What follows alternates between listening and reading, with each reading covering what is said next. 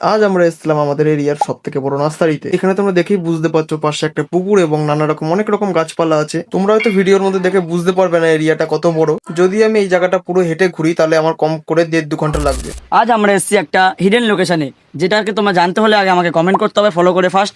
তারপরে তোমরা আগে জায়গাটা দেখো কেমন ভালো ভালো গাছের ছবি তোলার জন্য পুরো বেস্ট জায়গা।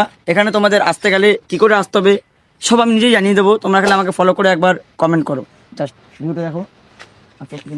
আমরা এই নার্সারির মধ্যে যেই গাছটাই চাই না কেন সব গাছই এই নার্সারিতে পাওয়া যায়। আমাদের এরিয়ার মধ্যে সব থেকে বড় নার্সারি বলতে গেলে এই নার্সারিটাই আছে। তোমরা যে যে নার্সারিটাকে চেনো অবশ্যই কমেন্টে জানিও আমাকে। আমি আমার একটু অন্য কাজে এসেছিলাম, তার সাথে একটু ঘুরে দেখেও নিলাম চারপাশ, সঙ্গে তোমাদেরকেও দেখানোর জন্য একটু ভিডিও শুট করে নিলাম। আর এখানে এসে আমি দেখতে পেলাম এখানকার থাকার জন্য কয়েকটা লোকের ঘর বানানো আছে, খুবই সুন্দর মতো ছোট ছোট ঘর বানানো। কিছুটা দেখে মনে হচ্ছে বাংলাদেশ সাইডের ঘর বাড়িগুলো। যাই হোক, এটা আমরা যেখানে এসেছি এখন, সামনে এখানে বিলিং কাউন্টার, এখানে বিল টিল করে সবকিছু। এই নার্সারিটার মধ্যে সব রকমের গাছ পাওয়া যায়, যেটা আমি আগেও বলেছি। তোমরা এসে নার্সারিটা একবার ভিজিট করো, তাহলে দেখে খুব ভালো বুঝতে পারবে। আমাদের কাজ যেহেতু হয়ে গেছে, আমরা সামনে দিয়ে বেরিয়ে যাচ্ছি। এবার তোমরা সাইডে দেখতেই পাচ্ছ নানা রকম গাছপালা আছে, তোমরা দেখে বুঝতেই পারছো কতটা বড় হতে পারে।